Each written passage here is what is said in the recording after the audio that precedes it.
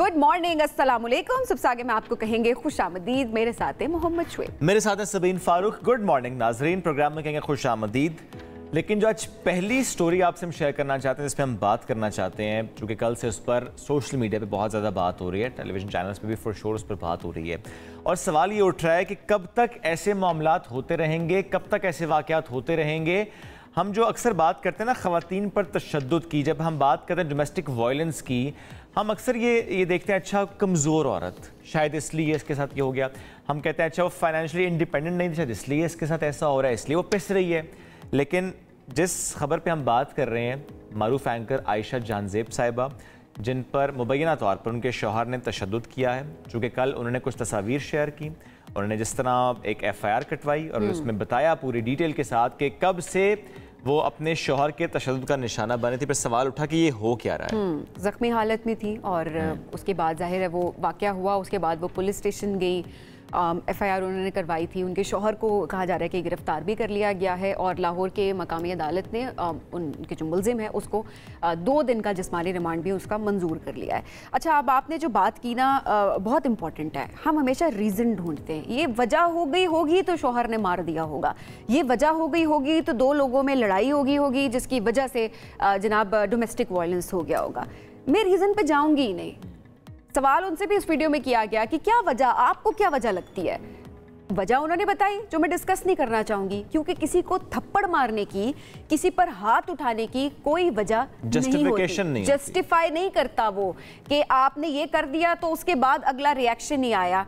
मारपीट करना, हाथ उठाना, रिएक्शन किसी चीज़ का नहीं होना चाहिए, ये जस्टिफाइड नहीं है। सेकेंडली, जो आपने बड़ी इंपॉर्टेंट बात की, हमेशा हम ये बात करते हैं कि अच्छा ये खातून मतलब घर के अंदर होती है, ये हो गया होगा जिसकी वजह से इसके ऊपर ये तशद्दुद हुआ है। आयशा जानजेब की अगर बात की जाए, एम्पावर्ड खातून है, फाइनेंशियली इंडिपेंडेंट, कॉन्फिडेंट, और हर लिहाज से अगर देखा जाए तो वो अपने बड़े अच्छे तरीके से अपने आप को कैरी करके चल रही होती हैं।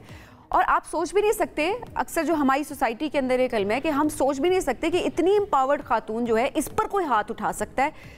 मैं ये सोच रही हूँ कि ये तो एक एम्पावर्ड खातून का एक केस हमारे सामने है। कितनी ऐसी औरतें जो कि जिनको एम्पावर होने नहीं दिया जा रहा होता, घर से बाहर नहीं निकलने दिया जा रहा होता, किसी से बात करने की इजाज़त नहीं दी जा रही होती, उन घरों के अंदर उन औरतों के साथ क्या हो रहा है, वो किस तरह से उनको तशद्दुद का निशाना बनाया जा रहा है। तो ये इस मुल्क में हो क्या रहा है, ये सब कुछ समझ से बाहर है। कल बड़ा अफसोस हुआ, जिस तरह से आयशा को कभी इस तरह से हमने नहीं देखा था, हमने नहीं देखा। और जैसे ही वो वीडियो सामने, आयशा क्या उसकी जगह कोई भी खातून हो, जो भी इस तरह के केसेस हमारे सामने आते हैं, दिल दहला देते हैं और हम सोचते हैं कि कोई किसी के अंदर कितनी दरिंदगी हो सकती है कि वो एक औरत पर हाथ उठाए। बिल्कुल। और सबीन, आप ये देखें ना कि जिस तरह उन्होंने FIR में कहा कि उनके जो खावंद हैं उनको मारते रहे हैं, पहले भी उनके बच्चों को तशद्दुद का निशाना बनाते रहे हैं, यानी कई अरसे से ये काम होता रहा है कि वो खुद भी मारपीट का शिकार रही हैं, उनके बच्चे, और वो पता नहीं कितनी मुश्किल से मैनेज करती आई होंगी।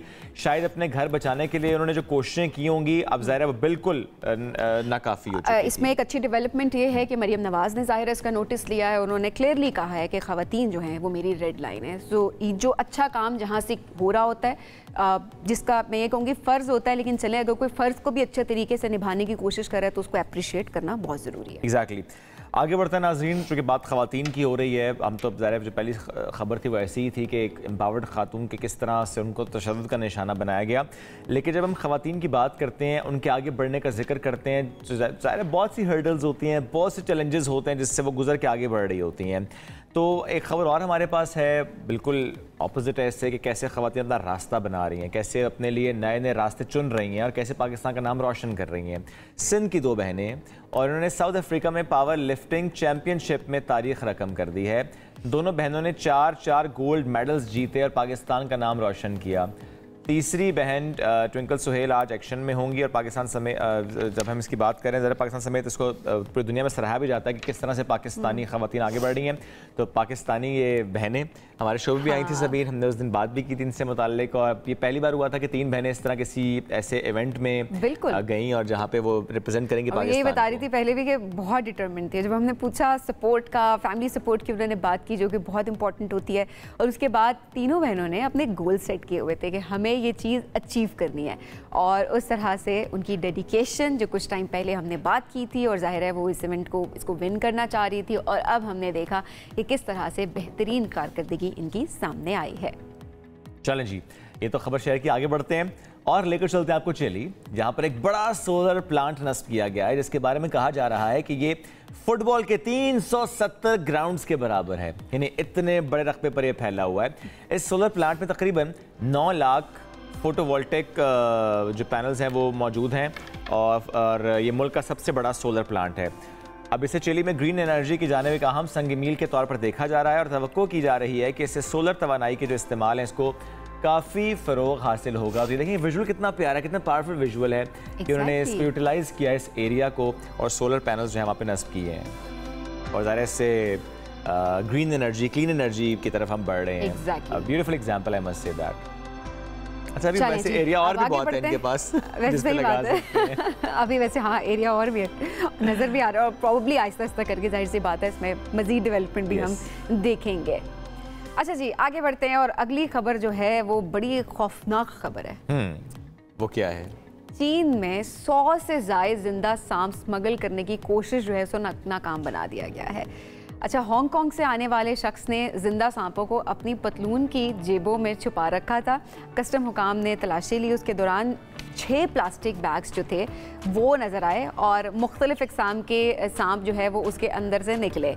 और हुकाम के मुताबिक मुलजिम 104 सांप जो है वो हांगकांग से चीन ले जा रहा था, जिनमें बेशतर ऐसे सांप थे जो चीन में नहीं पाले जाते, जो यहाँ पर नहीं होते।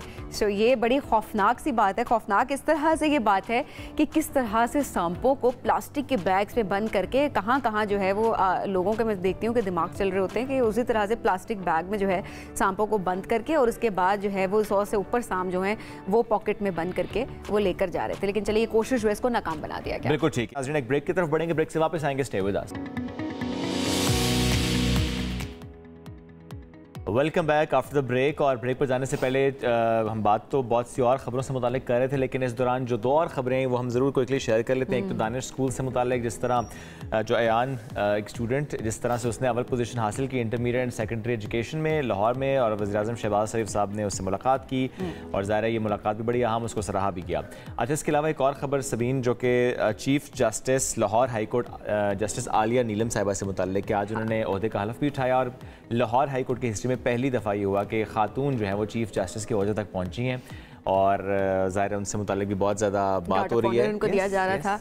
तो ये बड़ी 2 अच्छी खबरें थी। तो हम बहुत सारी ऐसी खबरें होती है जो हम शेयर कर रहे होते हैं कि ये मसाइल है, ये मसाइल है, उसके अंदर जब ऐसी खबरें सामने आती है बड़ी खुशी होती है, तो हमने सोचा कि हम आपसे शेयर भी करें।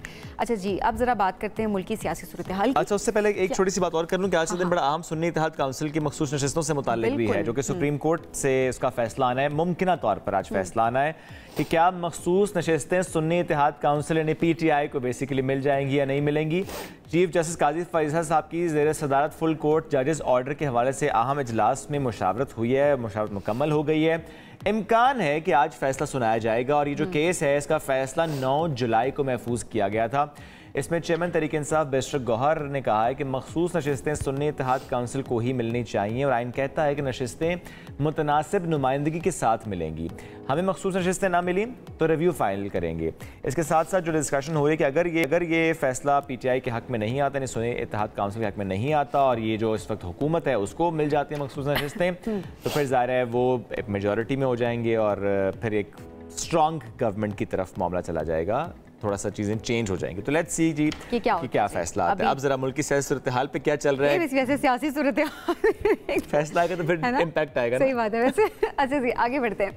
अब जरा बात करें, एक स्टेटमेंट कल से बड़ी वायरल है, वो वायरल स्टेटमेंट है जी, नून लीग से हुकूमत नहीं चल रही, हम हुकूमत बनाना और गिराना भी जानते हैं। ये बात की जी सदर आसिफ अली जरदारी ने। प्रेशराइज कर रहे हैं। अब ये तो नहीं, बरसे बहुत बुरी तरह से कल, क्योंकि बहुत सारी बातें उन्होंने की। उन्होंने कहा जी वोट को इज्जत दो का नारा जो है वो मारने वाले लोग जो थे वो आईनी ओहदों का तकद्दुस भी भूल गए हैं।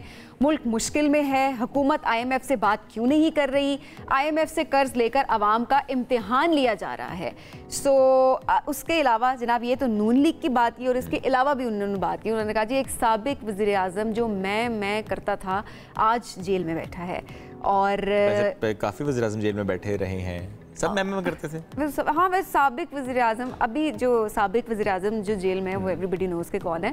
सो नहीं, मैं इसलिए ये बात की कि देखें ज़रदारी साहब ने बात की है ना कि जो मैं करता था वो जेल में बैठा हुआ है, तो भाई आपके भी आसपास वाले में रहे हैं। अच्छा, काफ़ी टाइम से वैसे चुप थे, बट अचानक से स्टेटमेंट, और वो भी बहुत एग्रेसिव स्टेटमेंट है, और ये बहुत डायरेक्टली जिनको इन्होंने सपोर्ट किया है और जिनकी वजह से सदर बने ये हुकूमत, ये सदर बने, और जिनकी वजह से वो हुकूमत में बैठे हुए हैं। पीपल्स पार्टी की अगर ना इसमें जो है उसकी पार्टिसिपेशन होती या सपोर्ट होती तो दूसरी हुकूमत में हम नहीं देख सकते कि वो सदर ना देखते।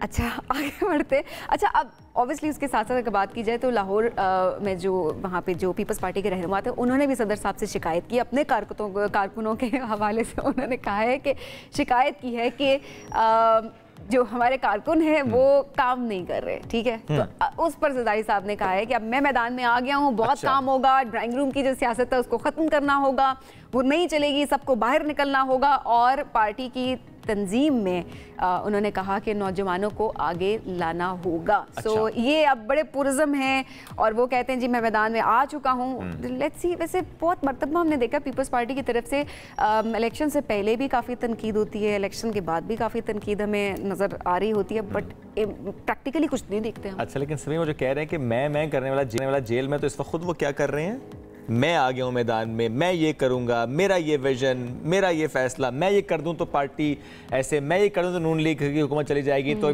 मैं नहीं कुछ कह रहा, मैंने कुछ नहीं कहा, ये तो आप कह रहे हैं, मैं सिर्फ कोट कर रहा हूँ। अब बताएं वो क्या कहते हैं शहबाज शरीफ साहब। हाँ। अच्छा, शहबाज शरीफ इनको जवाब नहीं दिया, लेकिन IMF से मुतालिक उन्होंने बात जरूर की। उन्होंने कहा कि IMF से निजात का हदफ जो है वो बातों से पूरा नहीं होगा। वजारतों को बेसिकली उन्होंने कहा अपनी अपनी कारकर्दगी बेहतर बनाएं और फैसलों का नफाज जो है वो करें।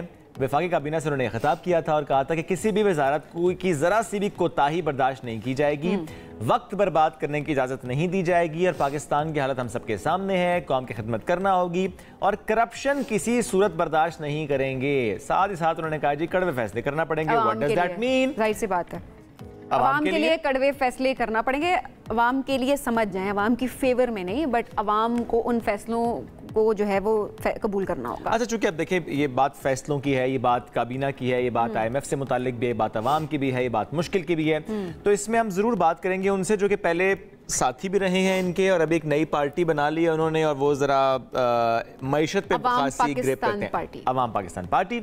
और हमें ज्वाइन कर चुके हैं इस्माइल साहब। मिफ्ता साहब बहुत शुक्रिया आपने ज्वाइन किया।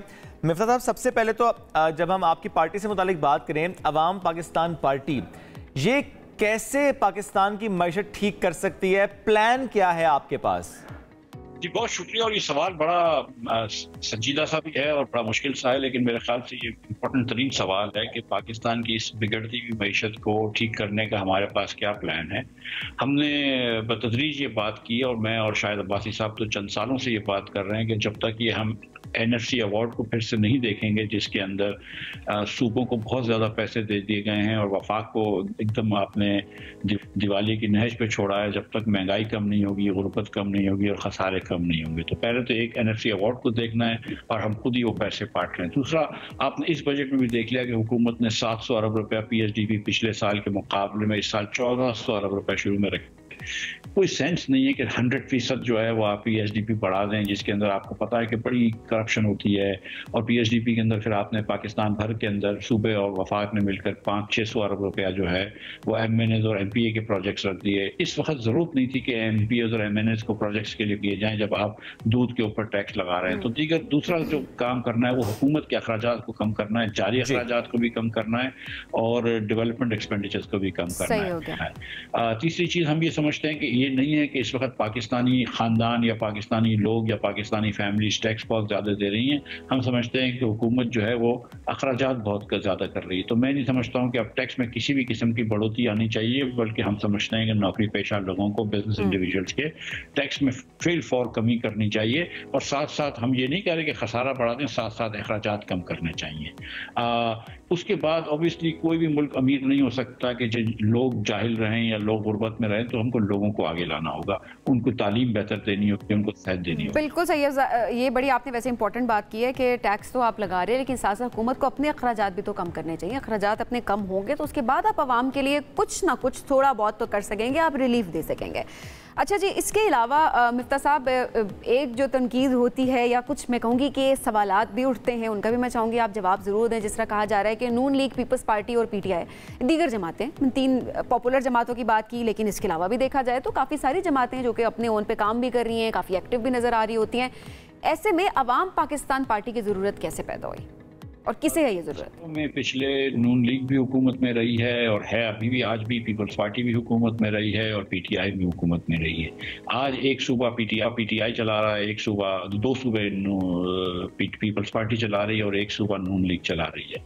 आपके अगर ख्याल से मुल्क की हुक्मरानी ठीक है, आपके ख्याल से मुल्क सही डगर पर चल रहा है, तो फिर किसी और पार्टी की ज़रूरत नहीं है। लेकिन अगर आपके ख्याल से मुल्क सही डगर पर नहीं चल रहा, कि सियासी लीडरान जो हैं वो पावर पॉलिटिक्स कर रहे हैं, सियासत सिर्फ ताकत के लिए कर रहे हैं, सियासत सिर्फ हुकूमत के हुसूल के लिए कर रहे हैं, लेकिन किसी उसूलों के लिए नहीं कर रहे, अवाम की बेहतरी के लिए नहीं कर रहे, तो मैं समझता हूँ कि फिर आपको और लोगों को मौका देना चाहिए, हमको भी एक मौका देना चाहिए। हमारी बात सुन लें सिर्फ, और हम कोशिश यही कर रहे हैं कि हम लोगों के सामने, अवाम के सामने अपनी बात रखें, उसके बाद फिर जो अल्लाह की मर्जी है। और जब हम किसी कामयाब पार्टी की बात करते हैं मिफ्ता साहब, तो ज़ाहिर है या तो हम देखते हैं कि कोई ऐसा लीडर होता है, कोई ऐसी पर्सनालिटी होती है जिसके बहुत फॉलोअर्स होते हैं, या फिर इलेक्टेबल्स होते हैं उस पार्टी में। तो अगर हम अवामी पाकिस्तान पार्टी की बात करें तो इसमें इलेक्टेबल्स के हवाले से आपकी सोच क्या है? यानी बड़े बड़े नाम जिनको आप सोचते हो कि वो पार्टी में आ जाएं, या कि नहीं सोच रहे? देखिए, हमने कभी भी बड़े नामों की सियासत नहीं करी है, जिसको हमने किसी सियासतदान को आज तक दावत नहीं दी पार्टी में आने की। हमारे पास जो नाम हैं वो दानिश्वरों के नाम हैं, हमारे पास पाकिस्तानियों के नाम हैं। हमारे लिए तो सारे नाम छोटे बड़े कोई भी नहीं होते, सारे पाकिस्तानी होते हैं। आप देखेंगे डॉक्टर तारिक बनूरी जो कि HEC के चेयरमैन थे और शायद पाकिस्तान के फॉरमोस्ट एकेडमिक एक्सपर्ट हैं, वो हमारे साथ हैं। एक डॉक्टर आयशा खान हैं जो कि औरंगी पायलट प्रोजेक्ट भी चलाती हैं, रावलपिंडी में ऐसे डोकल में ऐसा प्रोजेक्ट किया वो चलाती हैं। डॉक्टर जफर मिर्जा जो PTI के हेल्थ वजीर थे वो हमारे साथ हैं। डॉक्टर तारिक चीमा हमारे साथ हैं। ये वो शख्स हैं जो अमेरिका में फिजिशियन थे, वो सब कुछ छोड़ के आ गए पाकिस्तान और इस्लामिक चैरिटीज़ करते हैं। पिछले 4-5 महीनों में मतलब 4 मरतबा वो गाज़ा गए हैं और फ़लस्तीन गए हैं और वहाँ पे लोगों की मदद करी है। तारिक सुलेमान हैं हमारे, कायद-ए-आज़म यूनिवर्सिटी में पढ़ाते हैं। डॉक्टर लाला रुख साहिबा हैं जो IBA में पढ़ाती हैं। डॉक्टर सैयदा ज़ैनब सफवारी हैं जो कि फ्रांस में पढ़ा चुकी हैं। तो ऐसे बहुत सारे दानिश्वर पढ़े लिखे लोग हैं। दिलशाद हैं, फ़रूख अब्बासी हैं, फैज़ान हैं, यंग बच्चे हैं हमारे पास, यंग लोग हैं। जन्नत मज़ारी है, हरीम गोडिल है जो कि यंग खवातीन और बेटे लड़के हैं जो कि हमारे साथ हैं। लेकिन सियासतदानों में अगर किसी को आना है इलेक्टेबल्स को, तो उसके लिए हमारी पार्टी के दरवाजे खुले हैं। सिर्फ 2 हमारी गुजारिशात हैं कि एक तो आपकी शोहरत जो है वो नेक शोहरत होनी चाहिए, कोई माजी दागदार नहीं होना चाहिए, और दूसरा थोड़ी सी अहलियत होनी चाहिए। अगर ये 2 अहलियत बहुत आम है, चूंकि इस वक्त अवाम को अहलियत चाहिए जो उनके मसले हल करे। अवाम को वैसे हाँ वाकई मसले हल करे। सबसे बड़ा मसला मिफ्ता साहब अभी जाहिर है टैक्सेस किस तरह से बढ़ गए, ये हमने देखा। लोग बहुत परेशान हैं, फाइनेंशियल कंडीशंस सबके सामने, मुल्क की जो मौशी सूरत हाल है वो आपके सामने है। अच्छा, अब अवाम की परेशानी के हल के लिए एक तो आपने बताया कि जाहिर है हुकूमत जो है वो अपने अखराजात वो कम कर सकती है। इसके अलावा किस किस तरह से हुकूमत अवाम को रिलीफ फराहम कर सकती है? ये इसलिए पूछा था कि लोगों को मालूम हो कि कर सकती है, कर नहीं रही। देखिए, कल भी हुकूमत ने ये बात की कि हम गरीब तरीन लोगों को कुछ 3 महीने के लिए रिलीफ देंगे। बड़ी अच्छी बात है। उसके भी वो कह रहे थे कि हम जो चार्जेस हैं वो दूसरे बिलों में बढ़ा के देंगे। ये बात दुरुस्त नहीं है। अब मेरे ख्याल से अगर हुकूमत चाहती, अगर मैंने जैसा शुरू में मिसाल दी कि 1400 अरब रुपया इन्होंने PHDP में खर्च करने को रखा था, अब 1150 शायद है, और 700 अरब रुपया पिछले साल खर्च हुआ है, तो उसको क्या जरूरत थी? वो 450 अरब रुपया ना करते तो ना आपको सैलरी लोगों के ऊपर टैक्स बढ़ाना पड़ता, ना आपको दूध के ऊपर टैक्स लगाना पड़ता, ना आपको इन्फेंट फार्मूले के ऊपर टैक्स लगाना पड़ता, और ना ही आपको ये बिजली के इतने रेट बढ़ाने पड़ते। लेकिन अगर आप अपने अखराजात कम नहीं करते, अगर आप अपने जारी अखराजात जिस पे आपने 24% इजाफा किया है वो कम नहीं करते, और आप अपने शाही अखराजात कम नहीं करेंगे, तो फिर आवाम के ऊपर बोझ आएगा। कम से कम पहले तो, इससे पहले कि आप मजीद बोझ डालें आप आवाम के ऊपर, बिजली के बिल महंगे करते हैं जिससे महंगाई भी आती है, आप कम से कम अपने अखराजात तो कम करें। मैं ये नहीं कह रहा हूं कि आप अखराजात सिफर कर दें, लेकिन ये जो मतलब डबल तो ना करें। पिछले साल जितने ही रहने देते अगर अखराजात, तो आप देख लीजिए कि ये बहुत इंपॉर्टेंट पॉइंट आपने रेज किया कि हुकूमत अपने अखराजात कम करे ताकि अवाम पर टैक्सेस का मजीद बोझ ना पड़े। चूँकि हम यही देख रहे हैं मुफ्ता साहब के गुर्बत बढ़ रही है, तकरीबन 10 करोड़ शहरी गुर्बत का शिकार हैं इस वक्त, और इसकी शरह में हम इजाफा देख रहे हैं। तो ज़ाहिर है इसमें हम ज़रूर आपसे बात करना चाहेंगे, बिकॉज आज का दिन भी बहुत अहम है, चूँकि आज आबादी का दिन मनाया जा रहा है और जब पाकिस्तान की आबादी हम देखते हैं मुसलसल बढ़ रही है, वसाइल तेज़ी से गिर रहे हैं, लेकिन किसी जमात के पास हल नहीं है इसका कि पाकिस्तान के जो वसाइल कम हो रहे हैं जिसकी वजह से अवाम मुतासर हो रहे हैं, तो हल क्या है उसका? देखिए, पिछले साल पाकिस्तान के अंदर 9 करोड़ लोग खतरे गुर्बत के नीचे थे और वर्ल्ड बैंक का ये तखमीना था कि एक साल में करोड़ लोग और चले जाएंगे।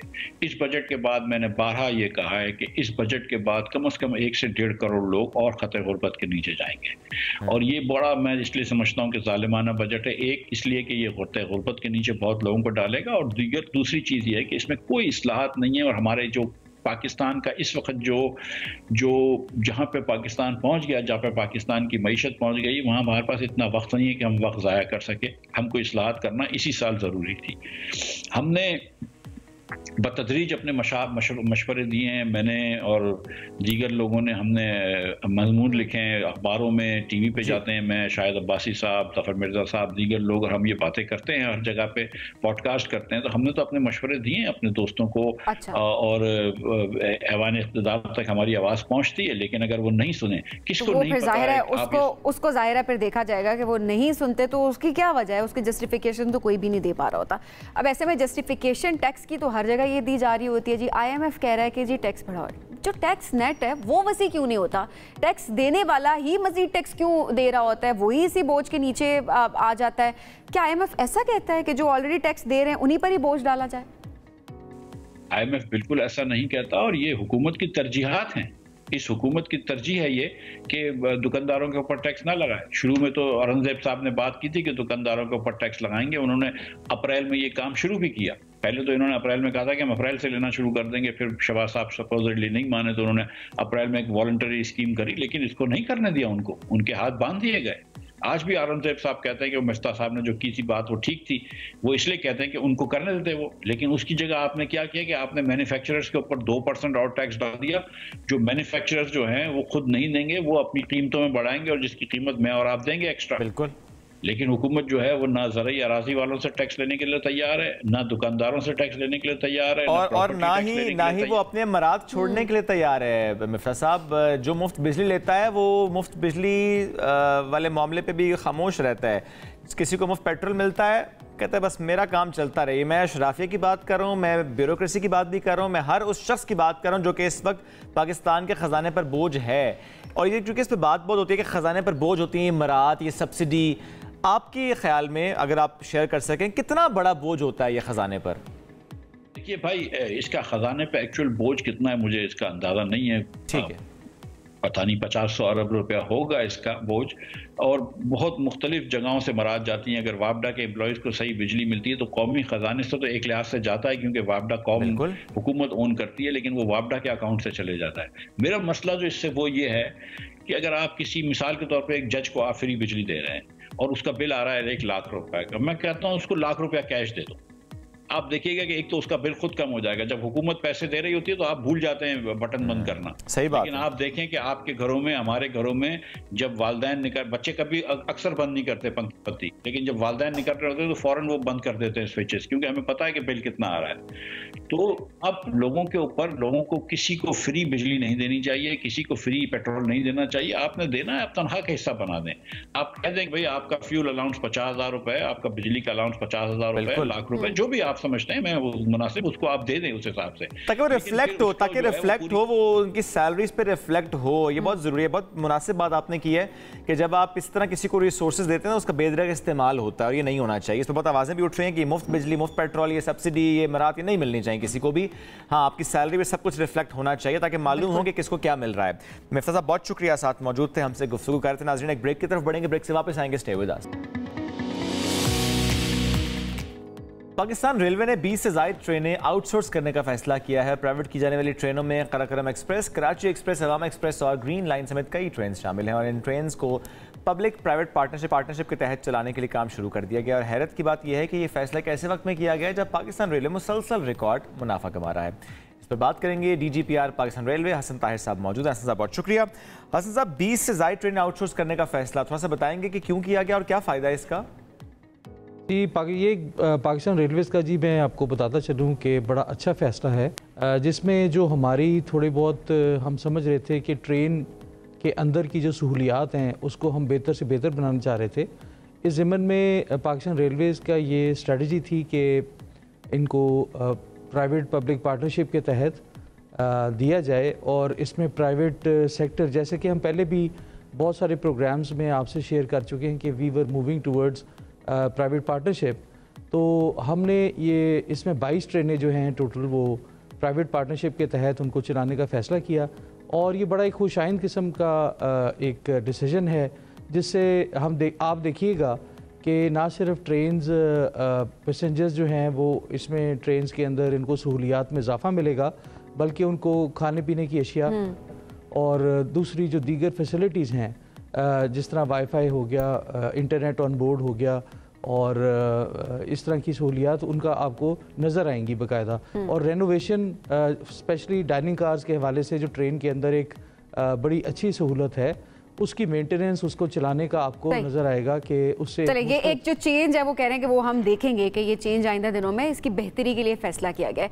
लेकिन ऑलरेडी काफ़ी बेहतर कारकर्दगी नहीं है पाकिस्तान रेलवे। अब जाहिर है लोग यही सवाल उठा रहे हैं कि एक ऐसे वक्त में फैसला क्यों किया गया है जब पाकिस्तान रेलवे रिकॉर्ड मुनाफा कमा रहा है। अभी अप्रैल की अगर बात की जाए तो ये बताया जा रहा था कि 9 माह में 66 अरब रुपए का मुनाफा हुआ है।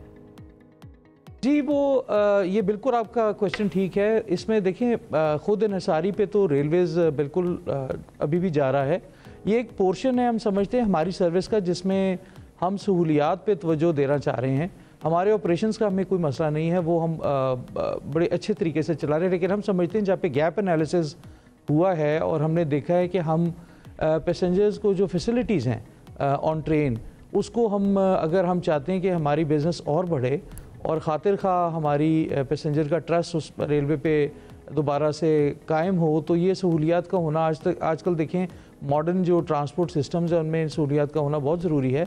इसको मेंटेन फिर करने की सबसे बड़ी बात है। तो रेलवेज़ ने ये इसलिए अच्छा फ़ैसला है, एक टाइमली फ़ैसला है कि हम अब एक सतह पे चले गए हैं, एक बुलंद तरीन सतह पे आमदनी की, इसमें कोई शक नहीं है। लेकिन हमें ये भी देखना है कि क्या मुसाफिरों को हम सहूलियात बिल्कुल मॉडर्न टाइम्स के मुताबिक जो ट्रांसपोर्ट सिस्टम्स में पूरी दुनिया में अवेलेबल हैं क्या हम दे पा रहे हैं कि नहीं दे पा रहे। तो ये एक अच्छी चीज़ थी, इसका जायज़ा लिया गया था और ये गैप एनालिसिस में आया कि हमने ये सहूलियात का फुकदान देखा जाता है कि जिस तरह एक मियारी खाना हर ट्रेन पे क्या मौजूद है कि नहीं है, सफाई का इंतज़ाम है, क्या कैमराज सिक्योरिटी और सेफ्टी ऑफ पैसेंजर्स के लिए इंस्टॉल्ड हैं, एक पूरा सिक्योरिटी सिस्टम क्या ट्रेन में चल रहा है कि नहीं चल रहा, फिर क्या इनका इंटरटेनमेंट का पैसेंजर्स के लिए कोई इंतज़ाम है यानी। तो इस तरह के जो क्वेश्चंस थे जो रेलेवेंट हैं बहुत आजकल के दौर में पैसेंजर्स के लिए, उनके कंफर्ट के लिए, उनको फैसिलिटीज़ प्रोवाइड करने के लिए, उनकी सिक्योरिटी के लिए, ये बहुत ज़रूरी थे। तो इन चीज़ों को जो मैं समझता हूँ जो मिसिंग थी उनको रेलवेज़ ने ये इंशाल्लाह पूरा कर लेगा थ्रू पब्लिक प्राइवेट। ठीक है हसन ताहिर साहब, बहुत शुक्रिया, साथ मौजूद थे और हमसे इस प्लान से मुतालिक शेयर करते कि कितना अहम है इस वक्त कि इनको पब्लिक प्राइवेट पार्टनरशिप के तहत चलाया जाए ताकि एक अच्छी सर्विस दी जा सके जो पैसेंजर्स हैं। Thank you very much once again. नाज़रीन एक ब्रेक की तरफ पढ़ना है, ब्रेक से वापस आएंगे, stay with us. Welcome back जी। अब आपकी मुलाकात करवाएंगे एक ऐसे व्लॉगर से जो बड़ा ही ज़बरदस्त काम करे। ज़बरदस्त काम इस पर्सपेक्टिव में वो कर रहे हैं कि पाकिस्तान की खूबसूरती, एक मुस्बत इमेज जो है वो पूरी दुनिया को वो दिखा रहे हैं, पाकिस्तानियों को भी दिखा रहे हैं, क्योंकि ये कोई ऐसी अनएक्सप्लोर्ड प्लेसेस हैं जिनको वो एक्सप्लोर करते हैं और उसके बाद उस पर व्लॉग बनाते हैं, उसके खूबसूरत वीडियोज़ इमेजेस हम देख रहे होते हैं और उनको सोशल मीडिया पर अपलोड करते हैं। स्पेशली जो है इनका जो फोकस है वो कबायली अज़ला की खूबसूरती दुनिया को दिखाने में है और काफ़ी हद तक हम ये देख रहे हैं शुएब कि वो कामयाब भी हो रहे हैं, क्योंकि जो रिस्पांस आता है उसके बाद एक दो लोगों को पता चल जाता है उन्होंने कब कहाँ पर जाना है, किस मौसम में कौन सा एरिया अच्छा है और एट द सेम टाइम लोग खूबसूरती देखकर खुश भी हो रहे होते हैं कि हमारा पाकिस्तान कितना प्यारा है। बेशक ऐसे ताल्लुक इनका वज़ीरिस्तान से, तो उन्होंने आगाज़ वज़ीरिस्तान से ही किया कि वज़ीरिस्तान की खूबसूरती, वहाँ के स्पॉट्स, वहाँ के टूरिज़्म से जुड़ी जो जगह हैं वो लोगों को दिखा सकें और इसके बाद ये बहुत सी और जगहों पर जाते चले जा रहे हैं।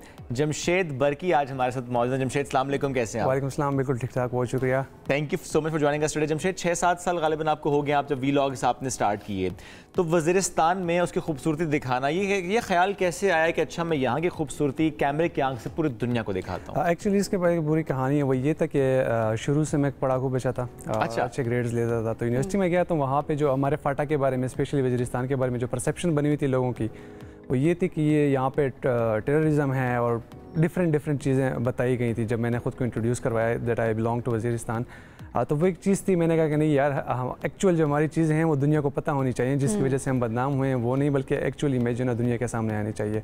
तो मैंने 2017 से काम शुरू किया, सिर्फ टूरिज़म पे नहीं, उस टाइम मैंने कल्चर पे काम किया। अच्छा। लोगों के ऊपर काम किया कि हमारे किस तरह से रहन सहन है, लोग किस तरह से कल्चर, खुशी और गम में किस तरह से रहते हैं, और स्पेशली गेस्ट को किस तरीके से देखते हैं और गेस्ट को किस तरह से वेलकम करते हैं। उसके बाद जाके टूरिज़म पे बात हुई। तो ये एक वजह थी कि एक रियल इमेज जो थी वो दुनिया के सामने पेश करनी थी पश्तून बेल्ट की, ये ट्राइबल बेल्ट की। ओके। अच्छा, ज़ाहिर है किसी का पर्सपेक्टिव चेंज करना बड़ा मुश्किल होता है, जो कई सालों से चल रहा हो, स्टीरियोटाइप्स हैं, उनको अगर आप स्टार्ट भी करते हैं तो वो हमेशा मुश्किल होता है। चैलेंजेस क्या थे, कितना मुश्किल लगा? क्योंकि ज़ाहिर है जब आप सोशल मीडिया पे व्लॉगिंग की बात करते हैं तो फिर उसके बाद आप इजी टारगेट होते हैं और काफ़ी कमेंट्स जो हैं वो आना शुरू हो जाते हैं। कैसा रिस्पॉन्स था लोगों का? शुरू में जो हर्डल्स थी वो बहुत ज़्यादा होती हैं। एक तो आप ये कह सकते हैं प्रोडक्शन के हवाले से होती हैं, दूसरी बड़ी बात यह कि हमारे ट्राइबल सिस्टम में जो है ना, मोबाइल फ़ोन यूज़ करना, कैमरे यूज़ करना, स्पेशली फिर क्वाडकॉप्टर ड्रोन यूज़ करना, ये बड़ी एक इश्यूज़ होती हैं। और लोकल्स को समझाना, बाद में सिक्योरिटी एजेंसीज जो होती हैं उनको समझाना कि किस पर्पस के लिए यूज़ हो रहा है। तो शुरू के 2-3 साल तो प्रोडक्शन में बड़ा इशू आता था कि मैं जो चीज़ चाहता था शूट करना, जो लोगों को दिखाना, वो नहीं हो पाती थी, क्योंकि समटाइम्स लोकल्स अलाउ नहीं करते थे, क्योंकि उनको ये चीज़ समझ नहीं आ रही थी कि किस पर्पस के लिए ये चीज़ रिकॉर्ड की जा रही है। फिर सिक्योरिटी वालों को समझाना कि किस पर्पस के लिए रिकॉर्ड की जा रही है। 2 सालों तक ये था। फिर 2-3 सालों तक जो है ना, लोगों ने बेशक कमेंट्स यही आते थे कि वही इलाके हैं, अगर हम जाएंगे अफवाह बर तवान हो जाएंगे, हम लोग हमें किडनैप करेंगे, कितना हमें तवान देना पड़ेगा। आपको ये कहते थे यूनिवर्सिटी के फेलो स्पेशली? हाँ, ये भी कहते थे, कमेंट्स भी यही आते थे। तो 4 साल लगे, मतलब 2021 में लोगों का परसेप्शन चेंज होने लगा। और 2021 के बाद जो है ना, स्लोली मैं पश्तून बेल्ट की बात नहीं कर रहा, वज़ीरिस्तान में पंजाब बेल्ट के लोग आना शुरू हो गए थे। अच्छा। मुल्तान, डेरा गाजी खान, बखर और इन इलाकों के लोग क्योंकि वो करीब पड़ते हैं उन इलाकों के लिए, और वज़ीरिस्तान सबसे बड़ी बात है बजट फ्रेंडली है। तो वो लोग जैसे आना शुरू हो गए तो स्लोली जो लोग आते थे उनकी वजह से 3-4 और लोगों का परसेप्शन चेंज होता था। तो 3-4 साल लगे हैं इस चीज़ को करने में। इंफ्रास्ट्रक्चर भी बेहतर हुआ वहाँ पे, जो कि ज़ाहिर है किसी टूरिस्ट का वहाँ पर आना वो तो शायद आसान हो जाए, क्योंकि जब आपकी फुटेज देखते हैं दिल चाहता है कि पहुँच जाएं, बट ज़ाहिर है वहाँ तक पहुँचना, वहाँ के होटल्स, रेस्टोरेंट्स, तो इस इंफ्रास्ट्रक्चर डेवलपमेंट पे कितना काम है वहाँ पे? अनफॉर्चुनेटली इस चीज़ पे बहुत कम काम है। कुछ एजेंसीज हैं जिस तरह से ट्राइबल में जो है ना, एक्स डिस्ट्रिक्ट जो है औरंगज़ेब हो गया, ये थोड़ा सा डेवलप्ड है। और औरंगज़ेब पे इस बार ईद पे बहुत रश भी देखा हमने। एग्जैक्टली, इस बार ईद पे पूरे ट्राइबल में हुआ था, क्योंकि लोग नई जगह देखना चाहते हैं। तो तकरीबन हम नॉर्दर्न पाकिस्तान और इस साइड तकरीबन पहाड़ों में जाना चाहते हैं सुकून के लिए। नहीं, वो वहाँ जाना चाहते हैं जहाँ पहुँचने में उन्हें ट्रैफिक जाम का सामना ना करना पड़े, बिकॉज़ नारायण का गान में ट्रैफिक जाम होता है। नई जगह उनको देखने को मिलती है, क्योंकि नारायण का गान में बंदा 3 दफ़ा चला जाए, 4 दफ़ा चला जाएगा, एक नई जगह इंसान देखना चाहता है। तो वो एक नई जगह है, और सबसे बड़ी बात कि वहाँ पे बजट फ्रेंडली और एक नया जो है ना चीज़ आपको देखने को मिलती है। थोड़ी सी बताएंगे साथ स्पॉट्स भी, जैसे आपने औरंगज़ेब का नाम भी लिया, लेकिन आपने पूरी बेल्ट का जिक्र किया, अगर हम कुछ स्पॉट्स बता सकें, ये स्पॉट्स हैं जहाँ पर टूरिस्ट जाते हैं। सबसे जो इजी एक्सेसिबल है, जो पेशावर और इसके आसपास लोग रहते हैं, उसके लिए औरंगज़ेब और खैबर वैली, वादी तीरा उसको कहते हैं, तीरा वैली, ये बहुत ही खूबसूरत पॉइंट है। अच्छा, वादी तीरा जैसे आप कहते हैं ना, तो एकदम वो ऑपरेशन याद आता है ना। हाँ, वहाँ लेकिन एक्चुअली में अगर आप देखेंगे तो वहाँ पे आपको खूबसूरत कल्चर मिलेगा। अफरीदी कबाइल और औरंगज़ेब कबाइल, इनके जो है रहन सहन और इनके जो है ना रिवाज आपको मिलेंगे। जिस तरीके से वो आपको एंटरटेन करते हैं, जिस तरह वो मेहमानों के लिए खुश होते हैं, वो चीज़ देखने को मिलती है। इसके अलावा वहाँ पे जो स्पेशली वादी तीरा की अगर मैं बात करूँ, वहाँ के बाज़ारों की बड़ी अच्छी बात है। अच्छा, वहाँ पे बाज़ार नहीं होते, वहाँ पे मेले हैं। मेले होते हैं, क्योंकि पुराने ज़माने में ये सिस्टम था कि बाज़ार नहीं होते थे, तो एक दिन डिसाइड होता था कि पीर के दिन है, सारे लोगों ने आना है। जिसने जो चीज़ बेचनी है वो भी ले आएगा, जिसने जो चीज़ लेनी है, एक जगह पे इकट्ठे होकर वहीं पे सारा जो है ना रिटर्न ऑफ गुड्स में जो है ना सारी चीज़ें होती थी। तो जो टूरिस्ट भी जा रहे हैं उनको भी एक जगह पे सब कुछ मिलता है। तो एक खास दिन जिस तरह पीर होता है, वहीं पे पीर मेला कहा जाता है। एक खास पहाड़ डिसाइड है कि यहाँ पे पीर मेला होगा, लोग आते हैं, खरीदने वाले भी हैं और बेचने वाले भी। तो ये तकरीबन सुबह 8 बजे से लेकर 4-5 बजे तक ये मेला चलता रहता है। तो पीर के अलावा कुछ चीज़ खरीदनी है तो क्या करेंगे? बाजार हैं छोटे मोटे, लेकिन एक मेले के लिए, क्योंकि वो पुराने कल्चर को जिंदा रखने के लिए सुपर स्टोर लगता है पीर। बड़ा एक जबरदस्त किस्म का उसका कोट है, क्योंकि उसमें घरेलू सामान आपको मिल जाता है जो यूजुअली बाजारों में आपको नहीं मिलता। चलें, ये बड़ी ज़बरदस्त बात है। और शहर से जब लोग जाते हैं हमारे नॉर्दर्न एरियाज की तरफ, तो कोशिश होती है कि कोई कल्चरल उसकी चीज़ घर में लेकर आए, वो बड़ी प्यारी भी लग रही होती है। जमशेद, कितनी अनएक्सप्लोर्ड प्लेसेस थी जो आपने एक्सप्लोर की? ज़ाहिर है अब तो शायद बहुत सारी होंगी, लेकिन कोई एक ऐसी जगह जिसको एक्सप्लोर करके बड़ी खुशी आपको खुद भी हुई कि लोगों को क्यों नहीं पता था इसके बारे में? जगह तो मैं अगर कहूँ तो 5-10 साल भी लग जाएंगे, क्योंकि मेरा स्पेशल जो फोकस है वो खैबर पख्तूनख्वा के ऊपर है। 3-4 सालों से रेगुलरली मैं ट्रैक करता रहता हूँ, 3-4 महीने करता रहता हूँ। लेकिन अभी जो रिसेंटली मुझे बहुत खुशी हुई है जिसको देख के, वो ये है कि चौड़ वैली ये कहाँ पे है? ये है कोहिस्तान और अलई, और आपके एक पहाड़ छोड़ के आपके साइड पे नारान आता है, आपके लेफ्ट साइड पे जो है ना बटग्राम आता है, और आपके बिल्कुल फ्रंट पे चिलास गिलगित आता है।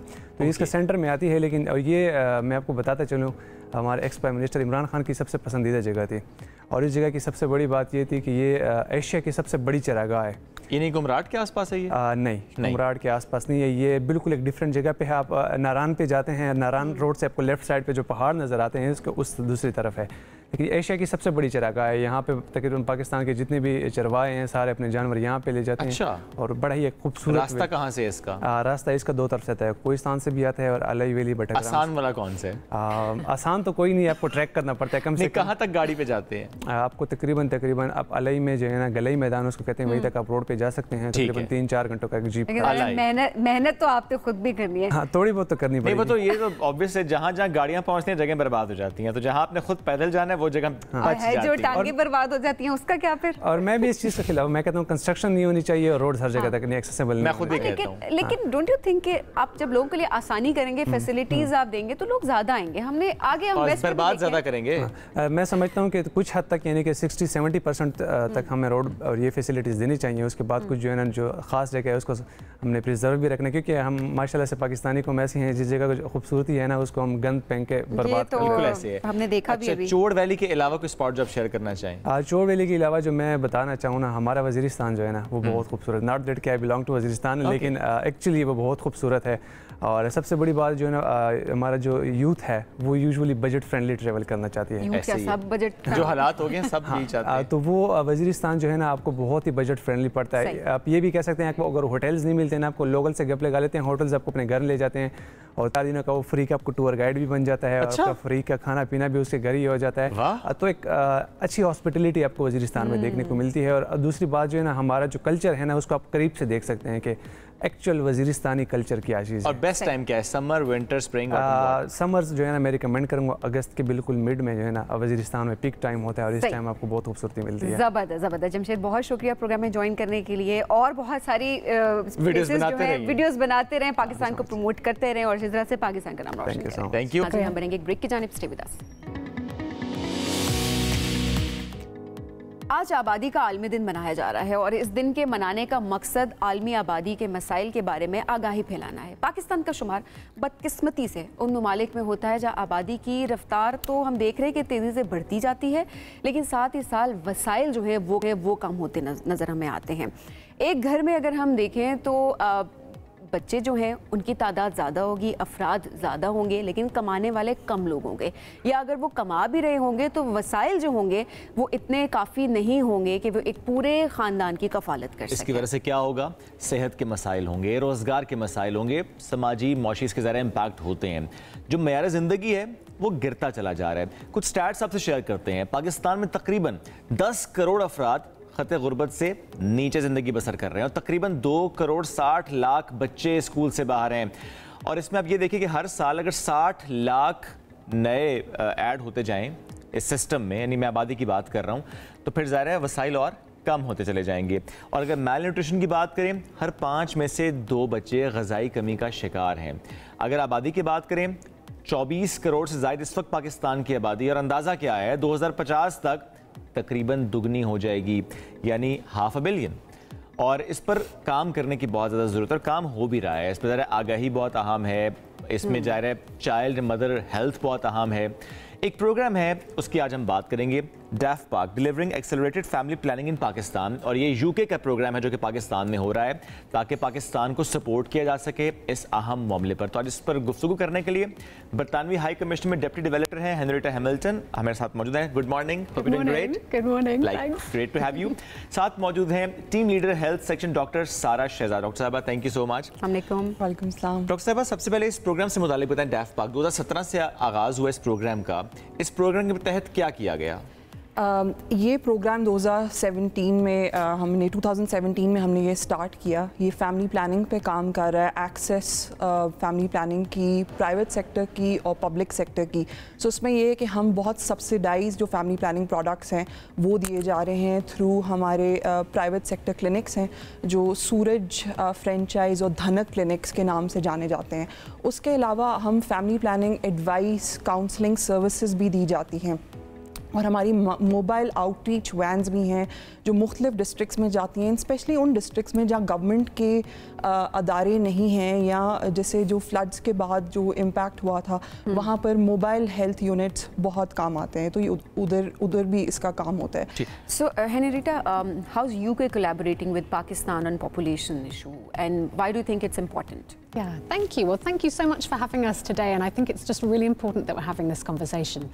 So, I mean, the UK and Pakistan have a very deep partnership, and what we do know is that when populations grow too fast, that holds back economic growth and development, and we really want to see Pakistan succeed. And what I should say is that what this is not about is about any government in the West or me as a Western woman telling any Pakistani woman or couple what to do. This is about choice, so it's about awareness of the benefits of family planning, and about having access to services so that women and families can choose if, when and how many babies they want to have.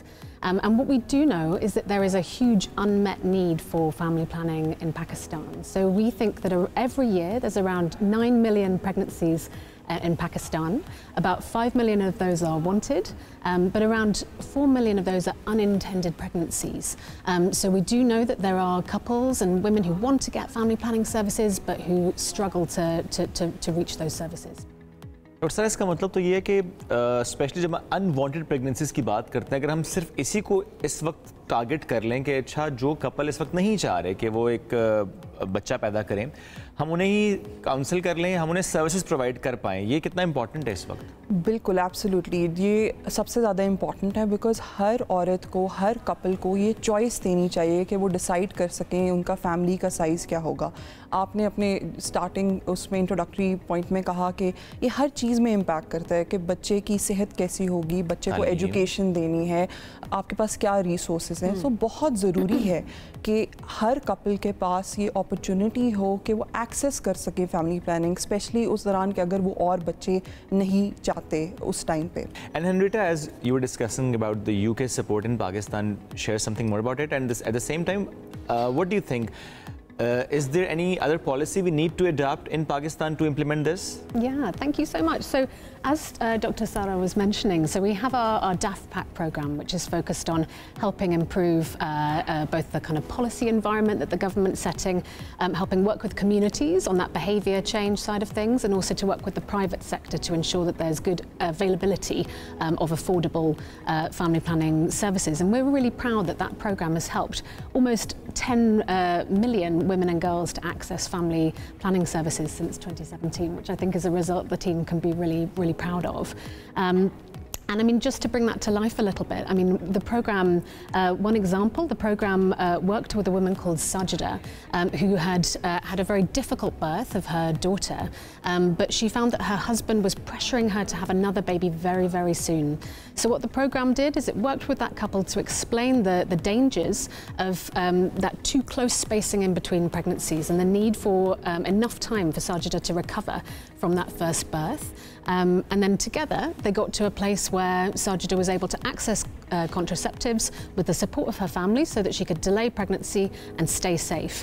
हाँ, यहाँ तो एक बड़ा मसला तो ये होता है, शादी को महीना नहीं हुआ, कुछ महीने बाद सास कहती हैं काका चाहिए। खुशखबरी कब देंगे? नहीं, देखिए मैं अपना एक्सपीरियंस बताऊंगी। आई हैड माई डॉटर 8 साल बाद शादी के। जैसे ही मेरी शादी हुई उसके बाद मैं PhD करने चली गई कैम्ब्रिज। जब मैं वापस आई, मैं UK में थी 4 साल, तो उस टाइम भी काफ़ी प्रेशर था, लेकिन जब वापस आई तो बहुत ज़्यादा प्रेशर फील किया, जिसमें कैसे हैंडल किया? कैसे हैंडल आसान नहीं था। आपके फ्रेंड्स, फैमिली, आप सब पूछ रहे होते हैं कि अब बेबी कब आना है। तो एक और बात भी तो है ना, वो कहते हैं उम्र निकल जाएगी या जल्दी से बच्चा कर लो, हम पाल देंगे। हाय ये तो वैसे सब ये एक स्कैम है, इससे बचें। स्कैम है, बिल्कुल हाँ, इससे बचें। तो लेकिन मेरे हस्बैंड, क्योंकि हम दोनों सेम पेज पे थे, तो वो हमारे लिए आसान था उस प्रेशर को नो कहना, क्योंकि हम आपस में डिस्कस कर रहे थे कि हमारे लिए इस टाइम राइट नहीं है कि अभी हम बेबी प्लान करें।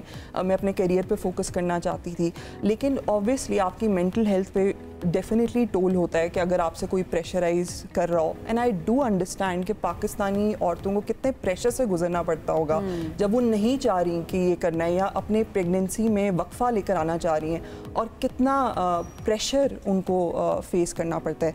एक और स्टोरी मैं अपने पर्सनल एक्सपीरियंस से नरेट करूँगी कि जब मैं ईद के दौरान अपने गाँव गई, वहाँ पर एक औरत थी, उनको पता था मैं इस पे काम करती हूँ, तो वो मेरे पास आई, उन्होंने कहा कि मुझे इस तरह, मेरे 3 बच्चे हैं, तो मैं कॉन्ट्रासेप्टिव्स लेना चाहती हूँ। तो मुझे थोड़ा सा हुआ कि ये मुझसे आके पूछ रही हैं, इनको क्या मसाइल हैं कि खुद एक्सेस नहीं कर पाई। तो मैंने उनसे पूछा कि आप फार्मेसी पे भी अवेलेबल हैं, आप क्यों नहीं एक्सेस वहाँ से करती?